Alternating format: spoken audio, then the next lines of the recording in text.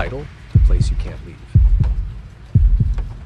You know those moments when something feels off, but you can't quite place why? Like you're just aware of it, but it's not enough to panic you yet.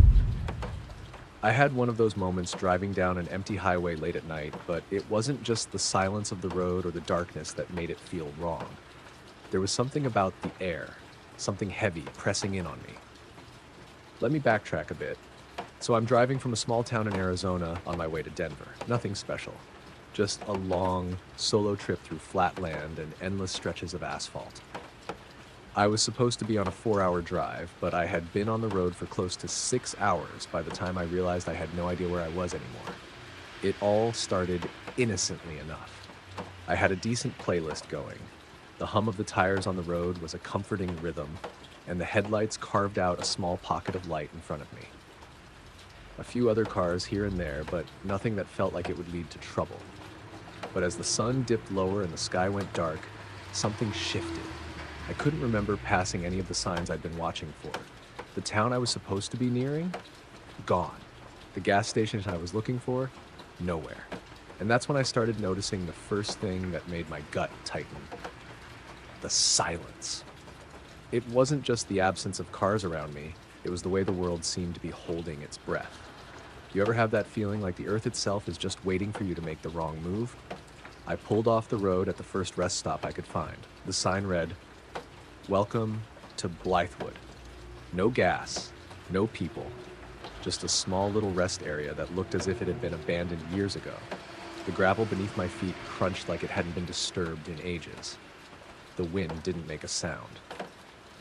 I looked up and noticed the trees weren't swaying. Nothing moved.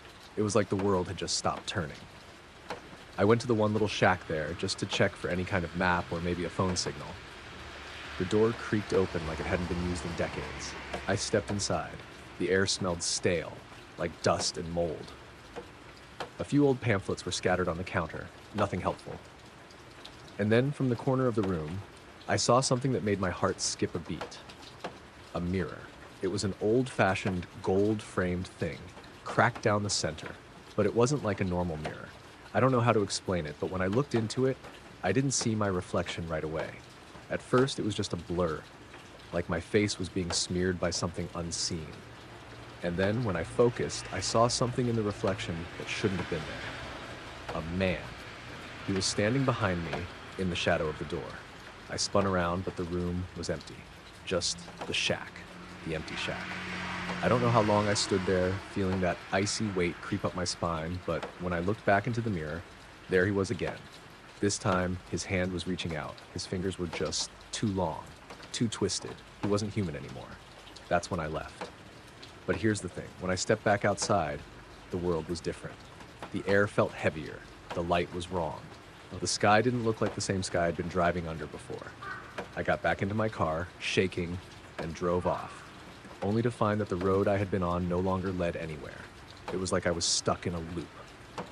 Every time I looked at my rearview mirror, there was a new version of that man standing in the distance, just far enough away that I couldn't make out his face. The more I drove, the more I realized the highway wasn't the same highway anymore.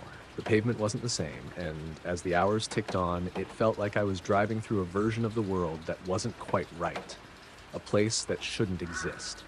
I tried to stop for gas at another station. The attendant behind the counter was staring at me like I was a stranger in a place that wasn't supposed to have anyone. He didn't speak. He didn't blink. Just stood there, eyes wide, his mouth hanging slightly open. The only thing he did was point to the sign above him. Don't leave. Not yet. I don't know how long I've been driving now. It feels like I'm stuck here, in this place that isn't anywhere I know, and I can't get out. There's no sign of Blythewood, no sign of any town. It's just me, the endless blacktop, and the man in the mirror.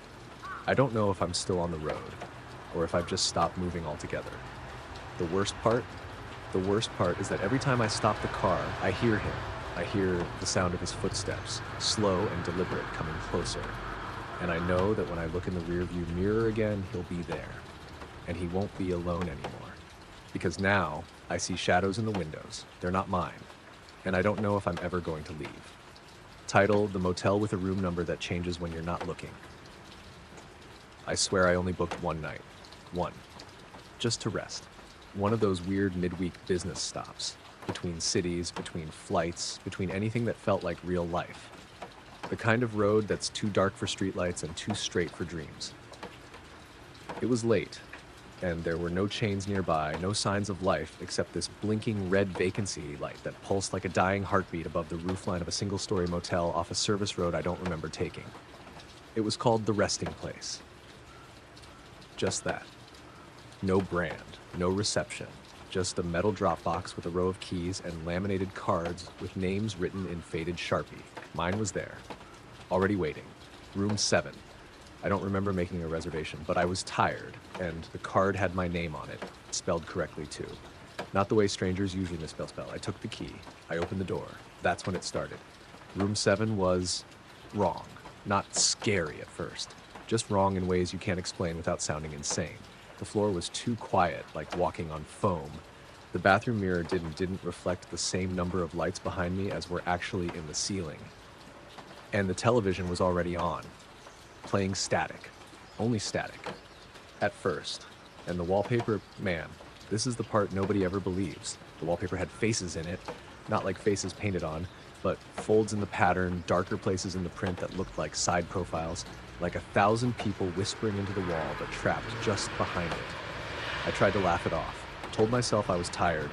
I dropped my bag, kicked off my shoes, and sat on the edge of the bed. That's when I noticed the number on the inside of the door said Room 8. I stood up, opened the door. Outside, the placard still said 7. Closed it again. Now the inside said Room 6. Every time I blinked, it changed, just a little, and then the TV spoke. I don't mean someone came on the screen, I mean it spoke from the static. A woman's voice. Dry, croaking, like she hadn't used it in years. She said, "Stay in the number they gave you, or it won't remember who you are." I didn't sleep that night. I watched the clock. It moved like it was breathing.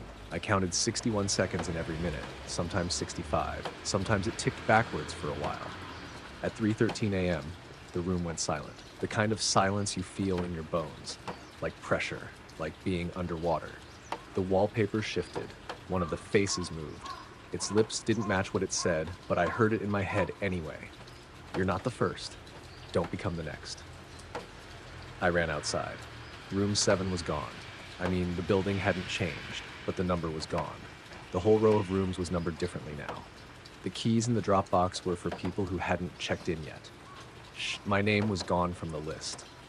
But someone else had just checked in. A name close to mine. One letter off. Same room. I banged on the office door. No one answered. The lobby was a folding chair behind a glass window full of dust and a broken intercom. No one lived there. No one ran this place. So I got in my car, I drove. Didn't care where. The next morning I stopped for gas 20 miles out at a real place with people who smiled and dogs and daylight. But I checked my bag. The room key was still there, and now it said Room 1. The motel? I've tried to find it again. Nothing. No record, no GPS match, no listing on any app. But sometimes, late at night, on stretches of highway that weren't on the route, I see that blinking red sign. Vacancy. And I swear it blinks in Morse code now. And I swear it's spelling my name. The mailbox that shouldn't have been there. The house did not exist on any map printed after 1973. And yet, there it was. You noticed it on your walk one morning, even though you'd passed that stretch of road for years. Just beyond the corner with the rusted playground and the tree with the old rope no one talked about, it sat quietly, with its roof lines slouched like a sleeping dog and shutters closed tight like eyelids too scared to blink. The mailbox was what made you stop. It had your name on it, not your last name, your full name. Handwritten in black wax pencil. You touched it. The metal was warm. A wind passed by that did not move the grass, and the door creaked open on its own. Chapter 2. Something in the floorboards. The house smelled like forgotten books and rotting fruit. There was no dust. The kind of no dust that comes from things being wiped constantly, even when no one lives there. Every table shone with polish. The wallpaper pulsed when you stared at it long enough, as if it breathed in small, shallow rhythms. And though the place seemed abandoned, the lights worked. Flickered, buzzed gently with a kind of knowing static. The floorboards groaned, but not from your weight. They were groaning in patterns, like Morse code, like breathing, like laughter held under breath. And beneath the boards, something shifted. You felt it. You didn't hear it. A movement, a crawl, a turning of something wide and wet and mechanical. You stepped forward, the lights dimmed. The house noticed you back. Chapter 3, the painting in the stairwell. It wasn't there when you entered, but by the time you reached the second floor, the painting hung directly above the curved wooden stairwell. Gilded frame, oily surface, no signature. It depicted a dinner table, your dinner table. Same crack in the wall, same chipped chair, except in the painting the plates were full of meat, still twitching. And something, was seated at the end of the table, wearing your face. It smiled. Right, you turned from it, but every time you blinked it was closer, first hanging in the hallway, then inside the bathroom mirror, then inside your eye. Chapter 4, the room with too many clocks. There was no ticking. Hundreds of clocks, but no ticking. Cuckoo clocks, grandfather clocks, plastic digital alarm clocks that blinked where numbers should be. They stood on shelves, on the floor, suspended from the ceiling by invisible wires. All of them still. All of them wrong. That one clock was shaped like a child. It blinked and whispered, "You're early." You turned. All the clocks were now pointed at you. Their faces had changed. No numbers, just teeth. You ran from the room. But when you turned back, the door was gone. Chapter 5, the basement that wasn't there yesterday. You don't remember opening a door, but your foot is on the first stair, and the basement yawns beneath you like a throat. It smells like static, feels like winter. You descend. There are televisions down here, stacks of them, buzzing, flickering. Each screen plays a different moment in your life, but wrong. Your mother, smiling too wide, mouthing words backward. Your old friend, laughing while you drown. You staring at the camera. Smiling. You reach to turn one off. A hand bursts through the screen and gently holds yours. Chapter 6, the kitchen that cooks itself. The stove is on. A pot is boiling, but you didn't do this, and when you lift the lid, something that looks like your childhood dog blinks up at you from a broth that smells like your grandfather's cologne. There are photographs taped to the fridge. Everyone shows you in this kitchen, looking horrified. And something in the corner of each photo, a blur. Always getting closer. You try to leave, but the kitchen floor turns soft, like tongue. Chapter 7, the door that leads to last week. Behind the closet in the master bedroom, there's another door. Not wood, not metal, just like velvet if it could hum. You open it, and you're in your apartment, but it's last Tuesday. You're brushing your teeth. Your real body watches silently from the doorway as your past self spits, rinses, leaves the bathroom, and never sees you.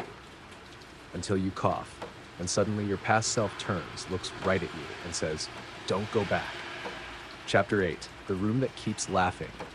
You close the black door behind you. You're back in the house.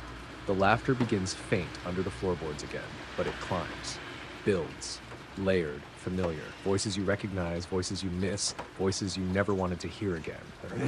They're laughing at you. The walls shake. Every object in the room starts to pulse. The couch, the lamps, the cracks in the ceiling, all of it laughing with hundreds of mouths. You scream. The house, and then silence, because now the house is listening. Chapter 9, the attic of echoes. You don't know how you got there. The ladder is behind you. The attic is filled with toys. Every one of them broken, but every one of them whispers. When you pick one up, a stuffed bear with half a face, it speaks in your childhood voice. It wasn't your fault. A music box plays, a carousel spins, and in the center of the attic is a rocking chair, where you are already sitting, eyes closed, smiling. 10. The house that ate time. You try to leave, but every door leads deeper. Every step forward is another room, another moment, another year gone. Your phone says it's 3:14 p.m., then 1978, then you are older now. Your hands wrinkle in real time. The house groans with satisfaction. You sit down. It feels like you've always been here, like you never left. Like time ended the moment you saw your name on the mailbox. And in the walls, something breathes. The spiral returns. You smile back.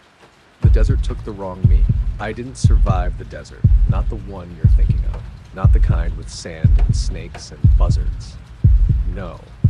I'm talking about the other desert, the one that doesn't show up on maps, the one that calls you when you're not quite awake, the one that wants you to get lost, not because it's cruel, but because it's hungry. It started just outside of Tonopah. I was running low on gas, sure, but that wasn't the reason I took the exit. The road sign didn't have a town name, just a crude arrow and the words "last stop before elsewhere." I don't remember deciding to take it. My hands just turned the wheel, like they weren't mine anymore. The road was narrow and cracked, but endless. No intersections, no mile markers, just the same bleached out landscape stretching like old bones in every direction.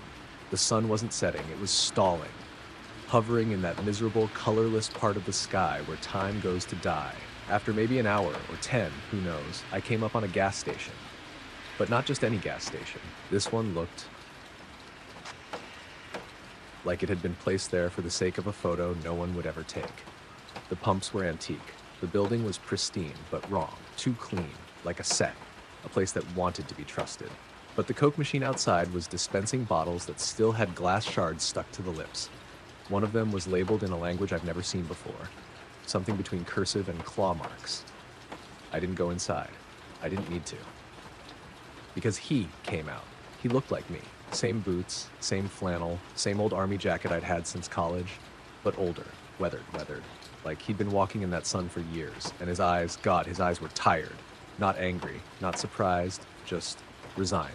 He didn't speak, just nodded once, like a sad dog. Then he handed me a key. Room 11. That was when I noticed the motel. It hadn't been there a second before. It stood behind the station, sleek, modern, soulless, no sign. No cars, just rows and rows of identical doors. But room 11 was open already, like it had been waiting for me. I should have gotten back in the car. I should have floored it and driven until the tires screamed. But I didn't. Because I couldn't. I walked into that room and it closed itself behind me. The room wasn't a room. It was a copy of my apartment. Not just the furniture, but the feel of it. The hum of the fridge, the soft whir of the dying ceiling fan. But it was off. The light from the windows was too pale. The shadows too soft, like I was inside a memory that had been taxidermied. The TV was on. It played footage of me, different versions, standing in diners, walking down streets, arguing on phones I don't own, sleeping beside people I've never met. I sat there for hours, watching lives I never lived. Some of them ended abruptly, some with screams, some with static. But every single one of them looked more real than the life I'd left behind. Then the voice came. Low, mechanical, like a cassette tape left out in the sun. Choose. That's all it said. Choose what? I don't know. But when I tried to leave, the door didn't open. I banged on the walls. I screamed. The lights dimmed. The TV showed footage of me, this me, smashing my fists bloody against the fake drywall. Footage of me breaking, losing it, until I finally collapsed. When I woke up, the TV was gone. So was the room. I was standing in the middle of the highway again, alone. My car was parked on the shoulder like it never moved. But the road behind me, gone. Sand. Just a flat, cracked nothing stretching all the way to the horizon. I drove, didn't stop, didn't breathe. Hours later, I found a gas station, a real one, I think. The cashier asked if I was okay. I must have looked like hell. I asked him what road I was on. He said, "You're lucky, man. Nobody comes back from that turnoff." I told him I didn't come back. Not really. He looked at me, confused. Then he said, "You were in here 2 days ago, wearing the same clothes. You bought gas and left." I told him no, I'd never been here before. He said, "You sure? You asked about room 11. That was a week ago." Last night, I found a note slipped under my door. It said only, "This time, you check me in." Well, I stayed overnight in a town that wasn't on any map. You ever been somewhere that didn't want you to leave? Not just forgotten. I mean a place that felt like it was folding around you every time you blinked. A place where the laws of reality get bendy, where time acts drunk, and people smile at you like they've already buried your name under the floorboards. I was just trying to take a shortcut. It was late. I was tired. I'd been driving for hours through empty farmland between states I don't even remember now. I missed an exit. That's all. Just one turn. And then I saw a sign I don't remember passing. Welcome to Lowick. Population, blank. Literally blank. The numbers had been scrubbed off. Like whoever lived there didn't want to be counted. The streets were too clean, too perfect. Like a movie set before the actors show up.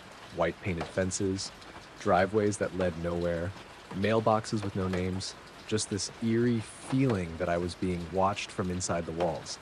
I figured I'd gas up, grab a snack, and go. But the gas station didn't take cards, cash only. And guess what? I just used my last 20 at a toll an hour before. The cashier didn't blink. He just smiled and said, "There's rooms at the inn. Tell Miss Lynette you're passing through." I didn't tell him my name.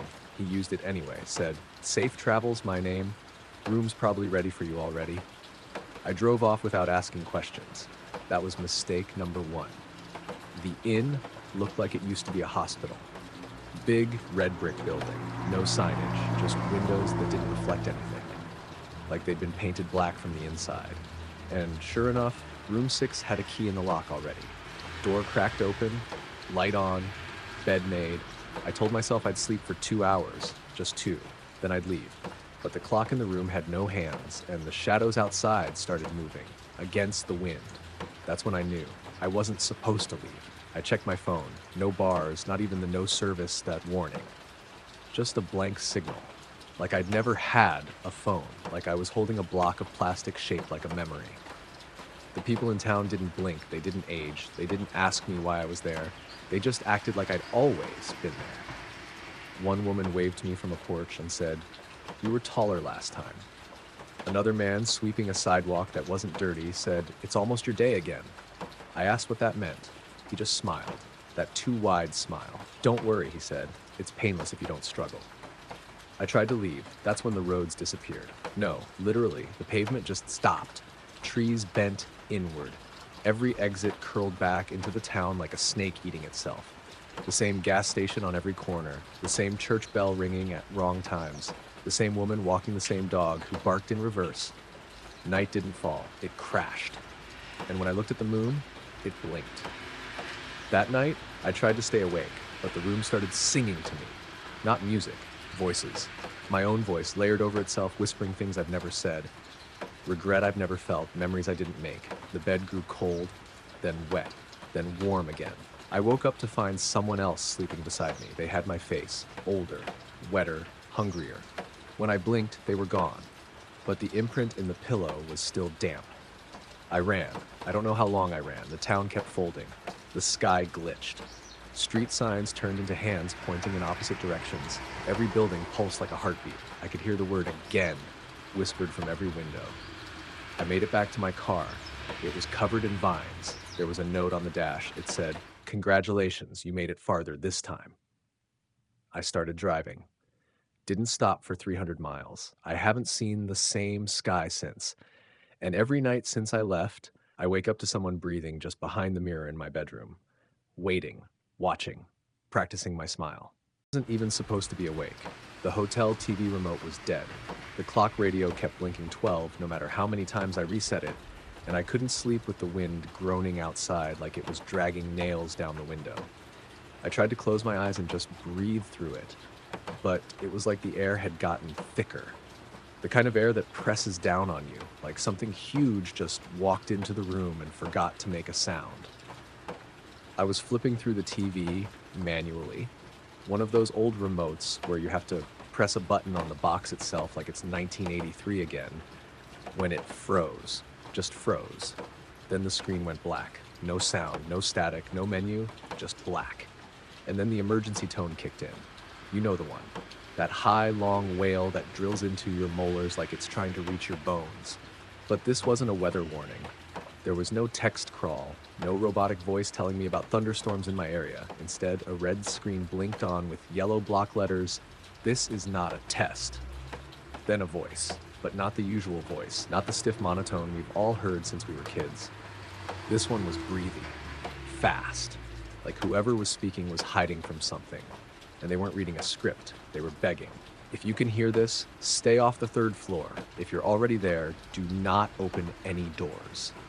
I live on the 3rd floor of an extended stay hotel. I stopped breathing. The voice kept going, faster now, choked with fear. "They can only see movement.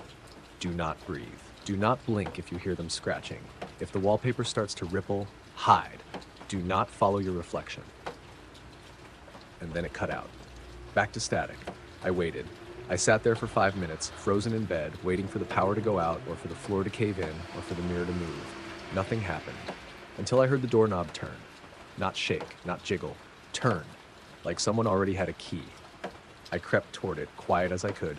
My hand was shaking so bad the chain lock rattled when I slid it on. A shadow moved under the door, then stopped. Then, this part I'll never forget, my own voice whispered my name from the hallway. Not someone calling it. My own voice. Same intonation, same breath pattern, like it had been practicing. Hey, let me in. I forgot my key. I backed away, grabbed the remote. TV was still static, but there was something in the white noise now. Layers, breathing, weeping. Something else. I turned the volume down, listened. The shadow at the door leaned down and whispered again, "Don't trust the elevator." That night lasted 3 years. That's how it felt. The doorknob never moved again, but the mirror in the bathroom started fogging over like someone was breathing on the other side of it. The TV flashed that red screen 3 more times. Each time, the instructions were worse. Do not talk to the man with the gold teeth. He is not maintenance. If someone knocks on your window, no, they didn't. Don't check. If you wake up and everything is blue, it's already too late. By morning, the sun rose like nothing happened. No alerts, no record of a test. I called the front desk. The guy laughed, said, "You must have had some vivid dreams." I checked out 2 hours later, left the key in the drop box, didn't take the elevator, walked the stairs holding my breath the whole way. But before I got in my car, I glanced back up at the window of my room. My reflection was still standing there, smiling. And I wasn't. The road I can't stop dreaming about. I don't even remember how the night started. It was one of those long stretches of driving where the road gets soft around the edges and the signs stop meaning anything. Just me and the hum of my tires and the kind of silence that buzzes in your teeth after hours without speaking. I was supposed to be heading home, but I must have taken a wrong turn somewhere near the state line. That's the only thing that makes sense. Or maybe none of this makes sense, and I've been dreaming for years. Maybe I never got out. The road was narrow, unmarked. Not gravel, not pavement. Something in between. Like a surface that had been forgotten how to exist properly. It made this sound under my tires, like teeth grinding in sleep. At first, I thought it was just a shortcut, or maybe one of those weird service roads they don't bother putting on the GPS. My phone said no service the second I turned onto it, but I figured I'd be fine. I'd get back on the highway in 10, 15 minutes tops. Except that 10 minutes turned into 20, and then 40, and I realized I hadn't seen a single tree or sign or fence post. Just shapes, hints of things in the darkness beyond the headlights. Sometimes they looked like buildings, sometimes like people, but they never moved. Eventually, I passed a sign. White letters on black wood, nailed into the ground at an angle like someone had put it up in a hurry. It said, "You're not lost, you were invited." I don't know why I didn't turn around right then. I guess something about that felt true. I didn't get lost. I was brought here. The road narrowed. The air got thick. It felt like driving through a hallway underwater. I swear I saw walls, brick and stone, where there should have been open fields. And I know this sounds insane, but my headlights stopped working past the car. They lit up the hood, the dash, the road right in front of the bumper, but beyond that, pitch black, like the world was being rendered only inches ahead of me. Then came the first figure. She was standing dead center in the road. Pale dress, head down, long arms hanging at her sides like she didn't remember how to hold them. Her feet didn't touch the ground. They floated maybe an inch above it, like the physics of this place had just let go of her. I swerved, looked back, nothing there. But when I faced forward again, she was standing closer. No sound, no wind, just her, and that feeling in my chest like a second heartbeat had started, just under my skin. I hit the gas. I didn't see another sign for miles. When I did, it was hanging from the branches of a tree that I swear hadn't been there a second before. The sign just said, "Stop remembering." And that was when I noticed I couldn't remember my own last name, or where I was born, or who I'd left behind. I panicked, slammed on the brakes, turned the car off, just sat there with my hands shaking on the wheel and tears dripping off my chin, not even sure what I was crying for. That's when I heard it. Something scraping along the passenger side door. Not knocking, scraping. slow, like claws tracing letters I couldn't read. And then this voice, a voice that sounded like mine but wrong, like it had been dubbed in afterward by someone who didn't quite understand emotion. It whispered, "Keep going. You're almost back to where you started." I turned the car back on. The dashboard clock was frozen at 4:13 a.m. My fuel gauge was gone, just a blank dial. I drove. Eventually, I saw another figure on the side of the road. This one was me. Same clothes, same car, just standing there with a blank face watching me pass. And I swear he smiled, just slightly, like he knew something I didn't, or like he'd just made it out. I don't know how long it went on after that. I drove until I saw a flicker of city lights. Real lights. A gas station, maybe. I pulled in, heart pounding, lungs shaking. When I stepped outside, the sky was a color I've never seen again. A black so deep, it was reflective. But the clerk inside, he just looked at me and said, "You got out. Most don't, but you'll be back." And I swear to you, I still dream about that road. Still hear that voice in the back of my head when I'm alone too long. Some nights, I wake up with dirt on my shoes and road salt in my mouth. And when I check my dash cam, it's recording again, even though the car hasn't moved in weeks. Chapter 1, the hotel that wasn't on any list. You booked it online, a room for the night, cheap, no frills. Classic charm, the listing said. No photos, just an address and the words, "Check in only after sunset, mirrors provided." You arrive late, headlights barely cutting through the fog. The building stands alone at the edge of a dead town. The bell above the door doesn't ring when you push it open. The lobby smells like mothballs and melted wax. The concierge is a woman with no shadow. She hands you your key.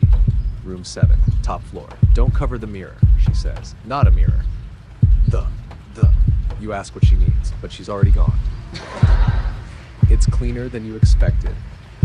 Vintage wallpaper, lace curtains, a wooden writing desk carved with initials you don't recognize, and across from the bed, the mirror. It covers half the wall, not a normal mirror. Too smooth, too dark. Your reflection doesn't match your movements. You raise your right hand, it raises its left. You blink, it doesn't. When you whisper, "Can you hear me?" it nods. Chapter 3, the first dream. That night, you dream you're standing inside the mirror. Everything looks the same, just off. Colors slightly too rich, light slightly too slow. There's someone in your bed, asleep. You. But not you. Not quite.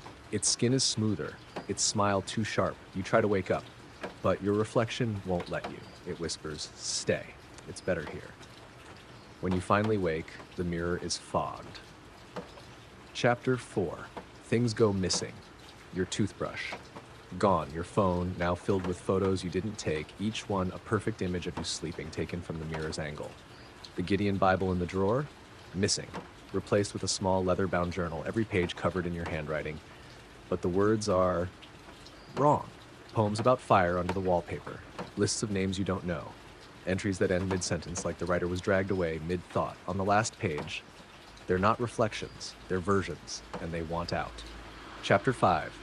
The mirror changes. Each hour, it grows. Wider, taller.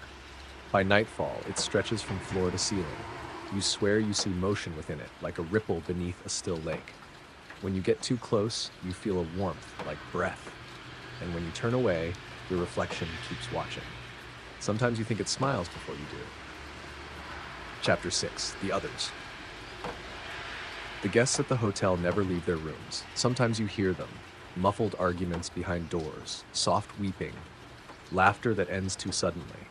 You meet one woman in the hallway. She's holding a towel pressed to her eyes. "There's someone in my mirror," she says. "They want to take my place." You nod. You understand. You just didn't say it out loud. Chapter 7. A crack appeared. It's small at first, barely a line, running diagonally through your reflection's eye. It doesn't blink. You lean in. It leans in too, and then it grins. The crack grows, widening like a mouth. You back away. It doesn't.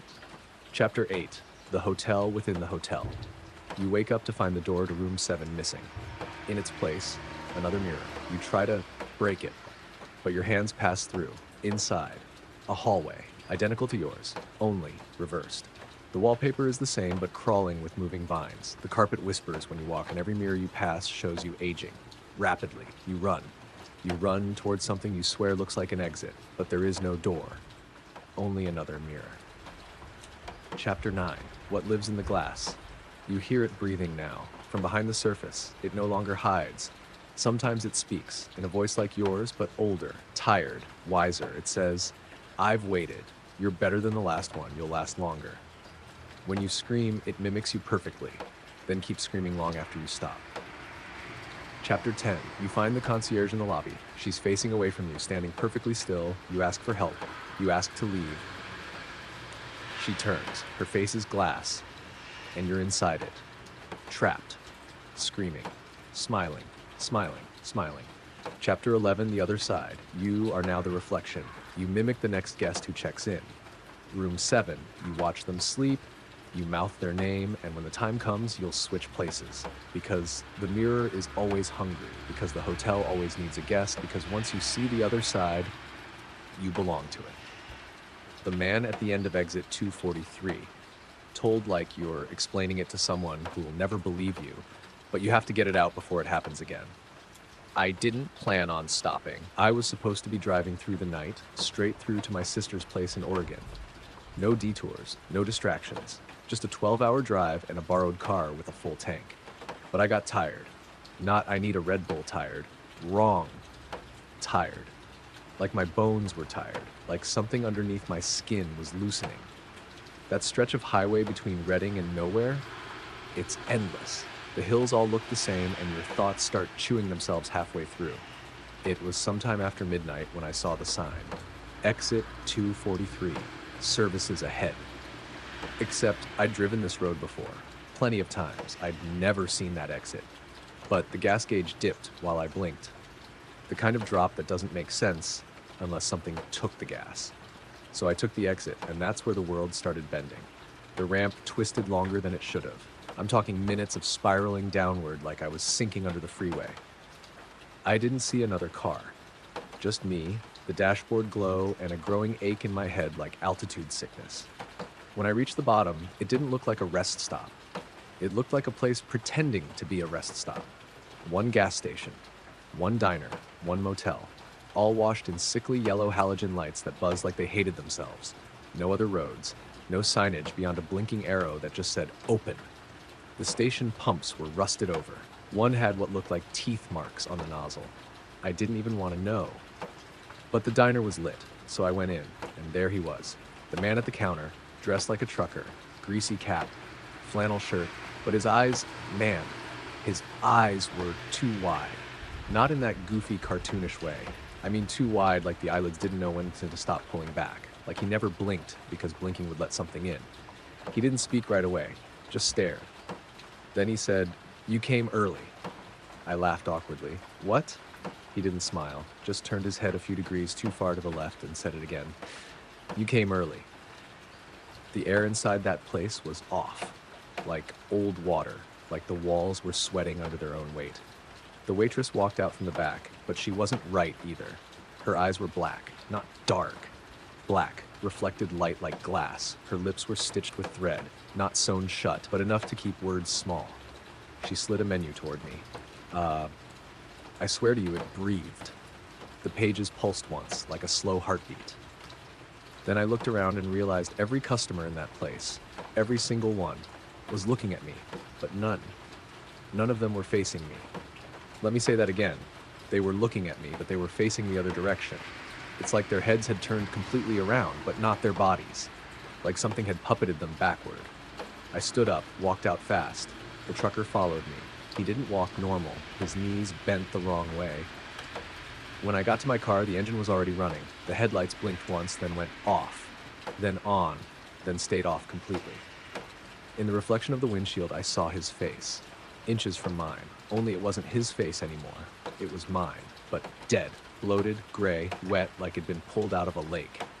He whispered, "Drive the rest of the way, or you'll never finish becoming." And I did. I floored it.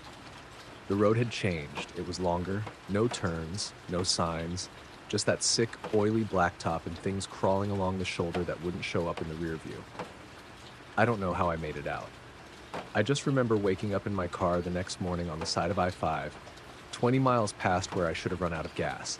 The mileage on the car was 200 miles higher than it should have been. I checked the rearview mirror and my eyes They're just a little too wide now. And sometimes when I speak, I can feel the words rearranging themselves halfway through my throat. Like they're not mine anymore. Like I'm just the mouth they borrowed. Title: The Highway Eats Time. Listen, I don't care how tired you are. If you ever find yourself on Route 191 south of Moab after 2 a.m., don't stop. Don't blink. Don't check your phone. Don't think about where you are, because that's when the road starts looking back. I know how that sounds. I wouldn't have believed me either 2 months ago. But I swear to God, I lived a year in one night because I took an exit. I swear wasn't there the day before. I'd been driving back from a job in Idaho, freelance survey work, nothing glamorous. All I wanted was to get to Flagstaff before the sun came up, sleep in a real bed, and forget the last 4 days of gas station food and conversations with tumbleweeds. But I was too tired, too wired, too somewhere in between to make sense of anything. I saw the sign around 1:47 a.m. Old Stage Road, 2 miles. Black letters on bone white metal, barely lit by my high beams. I shouldn't have noticed it. I definitely shouldn't have taken it. But something about it tugged at me, like I'd been down it before in a dream or a past life. So I turned off, even though my GPS said I'd just driven off the map. The pavement changed instantly.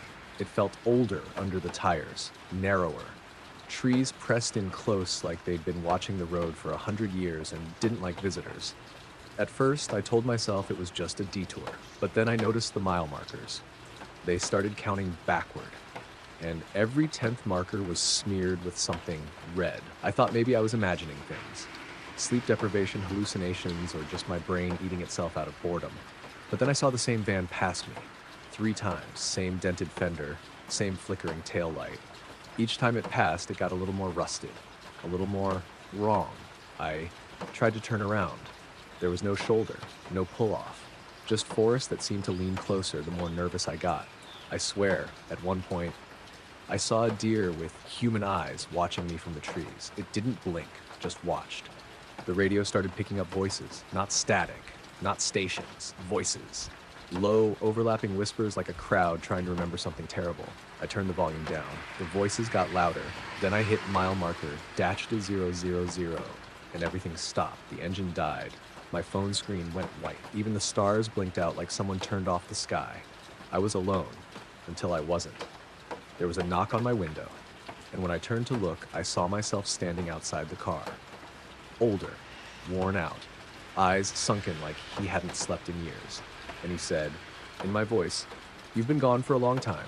Are you ready to come back?" I opened the door. With title, "I Took a Wrong Turn and the Sky Hasn't Looked Right Since." Okay, listen, I haven't told anyone this. I've tried, a few times. But the second the words start forming, it's like my mouth forgets how to make them, or people laugh, or change the subject, or their eyes kind of glaze over like they're slipping into static. But I think you'll listen. Or maybe I just need to say it out loud before I lose more of myself. It was 2 years ago.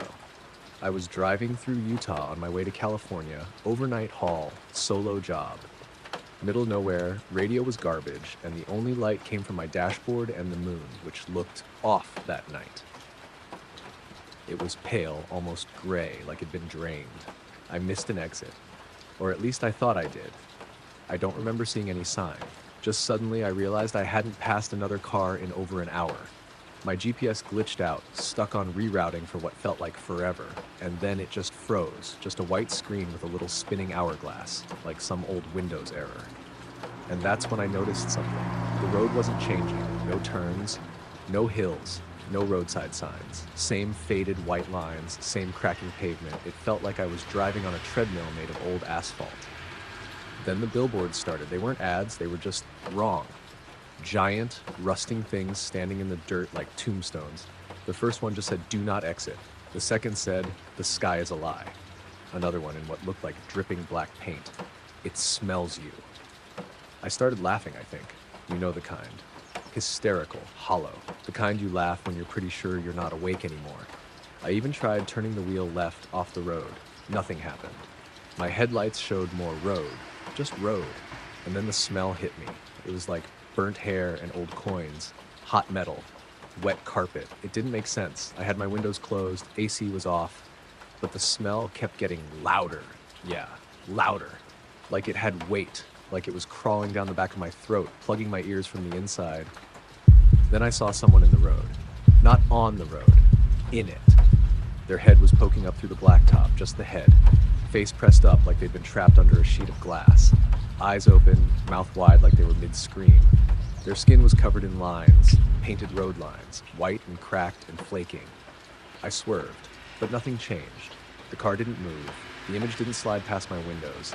It was like I was stuck in a frozen frame of film. And then they blinked. The thing in the road blinked, just once, slow, like it was waking up. I slammed on the brakes. Nothing, no sound. The tires didn't screech, the car didn't shake, but everything outside the windshield started to ripple, like the whole world was a bad projection and someone had just jostled the reel. And then the radio turned on by itself. No music, no talk show, just a low, wet breathing noise. And after about 30 seconds, a voice whispered, "You weren't supposed to see this." I was crying before I realized it. Ugly sobs, hands gripping the wheel like it could keep me anchored. But I didn't stop. I couldn't, because there was nowhere to go. Only forward. The road went on for days. Time didn't work in there. I watched the sun rise 5 times in an hour. The moon set twice before. I had to keep my eyes on the center line to stay grounded, but even that started shifting. Letters forming from the cracks. "Why did you come here?" "There is no home left. Your body is still parked at mile 123. Eventually, I saw a sign, a green freeway sign, looked normal. Said, "Welcome back." That's all. No city name, no state. But the second I passed it, I was back on the main highway. Just like that. Radio playing classic rock, GPS rebooted. My phone buzzing with 3 missed calls and a text from my sister. "Where are you? You've been gone 3 days." It was 2 a.m. again. Exactly 2 a.m. I checked the mileage. I'd driven 874 miles, but my tank was still half full. My dash clock hadn't moved. The backseat was soaking wet. I don't sleep much anymore. The ceiling above my bed sometimes looks like that sky I saw, the one that didn't move right. And every now and then, when I'm out driving late, I see those signs again, but I don't read them, not anymore.